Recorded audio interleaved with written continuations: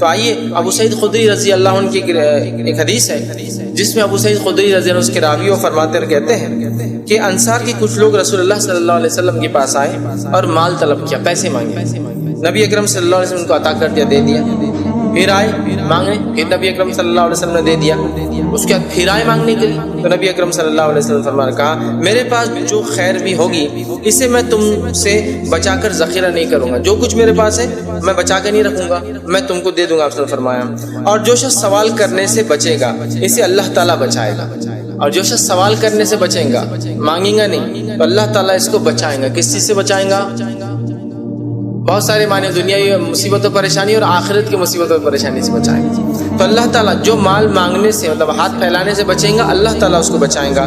پھر آپ نے فرمایا کہا اور کسی شخص کو صبر سے زیادہ بہتر اور اس سے زیادہ وسیع عطیہ نہیں دیا گیا، اور کسی نفس کو صبر سے زیادہ بہتر عطیہ اور چیز نہیں دی گئی. مطلب دنیا کے اندر جس چیز اگر انسان کو کوشش عطا کی گئی ہے جو سب سے وسیع ہے، کہ آپ نے حدیث کے الفاظ سنے کیا کہ صبر سے زیادہ بہتر اور اس سے زیادہ وسیع عطیہ کسی کو نہیں دیا گیا. تو اس حدیث سے پتہ چلتا ہے صبر کی کتنی اہمیت ہے. اور جو میں نے بات کہی تھی نا، صبر ایک بہت بہت بہت بہت عظیم نعمت ہے. یہ حدیث کی دلیل ہے کہ صبر سے زیادہ وسیع نعمت کسی کو نہیں ملی. یاد رکھیے تو صبر، اس کو ہمیں اپنا شعار اور شیوا بنا لینا چاہیے.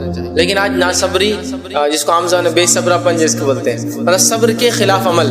کچھ ہوا مصیبت کی جزا اور فضا، رونا اور دھونا. کچھ ہوا کہ شکایتیں کرنا، کوئی پریشانی آئی کہ آہو بکا کرنا. مطلب رونا فطری طور سے آنا ایک الگ چیز ہے تکلیف سے، لیکن غیر فطری طور سے آہو بکا کہتے ہیں تاکہ لوگوں کو پتہ چلے ہم مصیبت میں اور پریشانی کے اندر ہیں. ذرا ذرا سی چیزوں کو ہم برداشت کرنے کے لیے تیار نہیں ہیں، اور آخرت میں ہم چاہتے ہیں کہ اللہ رب العزت کی طرف سے ہمیں سب سے بڑا انعام جنت بھی مل جائے، اور دنیا کے اندر سب سے کم تکلیفیں، سب سے کم مشقتیں، سب سے کم مصیبتیں ہم پر آئے، سب سے کم ہم آزمائے جائے، سب سے کم جو ہم کو کسی بھی قسم کی مصیبت دی جائے، سب سے کم ہم صبر کریں اور سب سے بڑا بدلہ ہم اس کو پالیں. تو یہ حدیث واضح کر رہی ہے کہ صبر جو ہے ایک بہت عظیم نعمت ہے. اور آپ نے جو حدیث کے اندر فرمایا کہ صبر سے بڑا ذخیرہ، وسیع چیز یہ ہے، اس سے زیادہ بہتر، اس سے بڑی اور وسیع چیز کسی کو عطا نہیں کی گئی. تو لہٰذا ہمیں چاہیے ہم اللہ تعالیٰ سے صبر جو ہے، یہ صفت جو ہے مانگے اور اپنے اندر اس صفت کو پیدا کرنے کی کوشش کرے.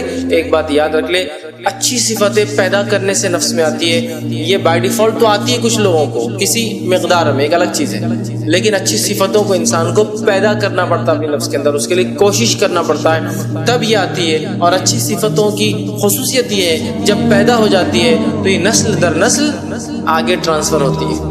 ایک آدمی نے اچھی کوئی صفت اندر پیدا کر لی، اس کی جنریشنز میں وہ دیکھیں گا وہ صفتیں چھلکتی ہے. تو گویا اچھی صفتیں پیدا کرنے کا فائدہ یہ ہے، اس دنیا کے اندر بھی فائدہ ہے، آخرت میں بھی فائدہ ہے، اور جب تک وہ صفتیں لوگوں میں جائیں گی اس کا اجر اور ثواب بھی ملتا رہتا ہے. یاد رکھیے.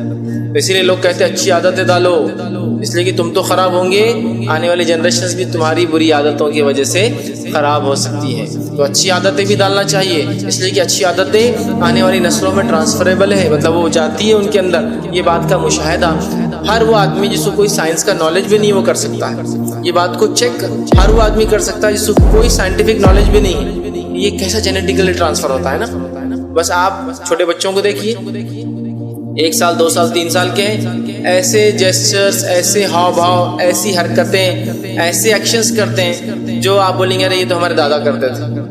اس کے لیے بہت زیادہ سائنٹیفک نالج کی ضرورت ہے. ارے یہ تو ویسے لیٹتا ہے جیسا آپ کے والد آپ سے کہہ رہے، ارے ہمارا بچہ تو ویسے لیٹتا ہے، تو میرے ابا لیٹتے تھے. مطلب آپ کے جو ہے دادا یا ان کے دادا، ارے یہ تو ویسے ہی کرتا، ارے یہ چلتا ہے تو فلاں چیز ہے، ارے اس کو نشان دیکھو گا آگے یہ فلاں تھا، ارے اس کے ہاتھ کے، سمجھے نا. تو اس کے لیے بہت زیادہ آپ کو نالج کی ضرورت نہیں ہے. آپ اس کا تجزیہ اس کو خود دیکھ سکتے کہ ہاں ٹرانسفر ہوتی ہے اچھی صفتیں، عادتیں، خصلتیں جس کو کہتے ہیں. ٹھیک ہے، ٹھیک ہے، حسن الخلق جس کو کہتے ہیں، اچھی عادتیں. ٹھیک.